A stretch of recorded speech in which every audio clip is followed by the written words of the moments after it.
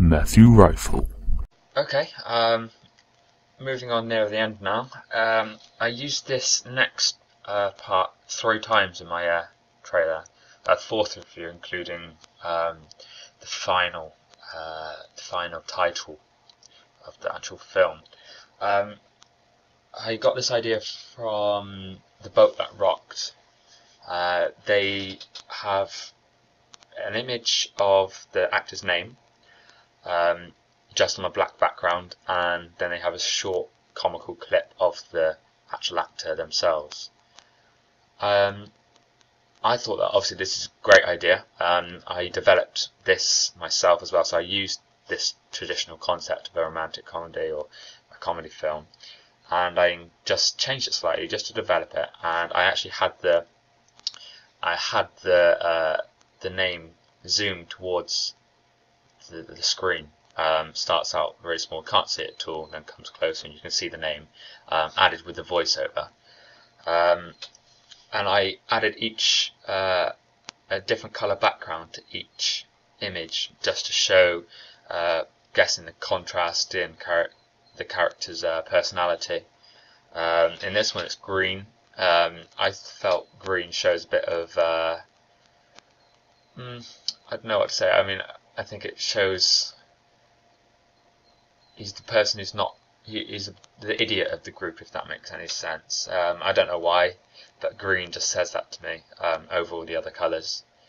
So yeah, I think I developed it there, and I don't know really what more I can say about that. I mean, it's quite a small clip, only a few seconds, and it just introduces the character, which is followed on by the clip I'm just about to show you now. No! Okay, so this clip obviously follows on from the green screen with the actor's name. I haven't actually used the real actors' names for this. No particular reason, I just really thought that to make it a bit more professional, I would use just names which weren't actually the amateurs who I used. Obviously this is personal opinion, it really doesn't make a difference. I just really preferred it that way around. But back to the clip, I've got this idea from The Boat That Rocked. In fact, I've got a lot of ideas from there, but this one in particular is you have a voiceover of an actual clip. So what they've done, they've dubbed the audio from a clip and overlaid it into another clip. And you have one of the Prime Ministers saying that they're going to shut down the radio station. And then you get the music cuts out, you get a quick zoom on the character, and then you get them shouting no.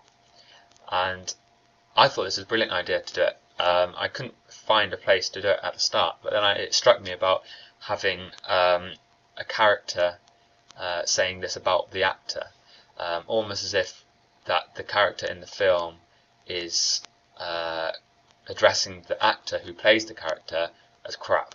It adds a bit of a comedy effect, and I think it does challenge the conventions. It's actually quite postmodern as well.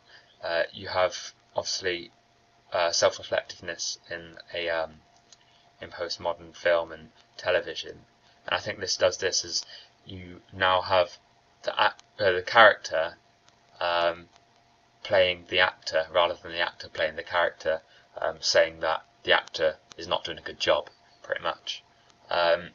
But no, I think this is quite a good effect.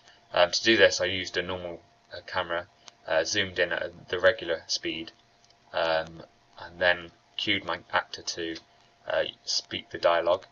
I popped all that into Adobe Elements, and then just played around with the speed setting of the zoom, and made it fit the audio background music, and pretty much went from there. I think it works quite well. Yeah, I mean, that's all I can say about that, really. I think the clothes and the lighting is quite good. Again, gone for the Hugh Grant look, using the typical conventions of a romantic comedy there. But yeah, overall, good. Danny Woodman. Okay, I can't really explain much about this one again. It's very similar to the first one. It's just a change in colour and change in name. But as I said, I decided to do this for all the characters. And you know, it just introduces the characters to the audience. It doesn't really convey many many more conventions than I've already explained. But here we go. So it's just another actor's name. I think that this shows a bit of comedy again. It's quite a cheesy clip, I think, but I think it works. Just having someone walking into a lamppost. One of my teacher's ideas at the very start of the film, start of the course, was to use having a dialogue over the background that would say this, and it would go, Mark was a very happy-go-lucky guy, always had a few girls on the go, until one day it hit him, and as it said hit him, cut up the music and have him walking into a lamppost. As the course went on, I decided to change my storyline. The reason being, actually, was because just actors. No reason why I decided to change it. It was a very similar plot. It's just the actors changed, and as they changed, I had to change the storyline with it. It turned out I had to use a girl to do this. When I tried this with my female actress, it didn't work as such. I didn't feel it really emphasised comedy, and it just didn't work as much as it did with Mark. So therefore, I decided to. I couldn't use this with the same voiceover, so I decided to put it at the end. And it kind of shows that he's a bit of a, again, like the previous character, a bit of a stupid character. Nothing goes right for him, and this does obviously emphasise the storyline about how they're all head over heels. I quote head over heels with Jennifer Reeves. And I mean, the lighting is good. The shot is good. I think it looks quite realistic. Actually, you've got a car. I know it's not intentional, but we have a car moving in the background, which shows that it was just a regular filming day, and it's not all staged, so it's quite good. I think the acting could be better, but as I said, they're amateurs, so it's not really important. And I think the clothing's quite good as well. Very Hugh Grant once again. So I think it uses a typical real media product there. Just how cheesy the actual clip is, and how it walks into a lamppost. And I mean, if you'd watched a trailer, you might see them walk into a lamppost and then fall over backwards. But I didn't really know how to make that work properly. So I mean, this is done well. I really think it's a good clip. I hope you do too. So there you go for that one. And Sarah James. Once again, this is no different to the previous two screens like this.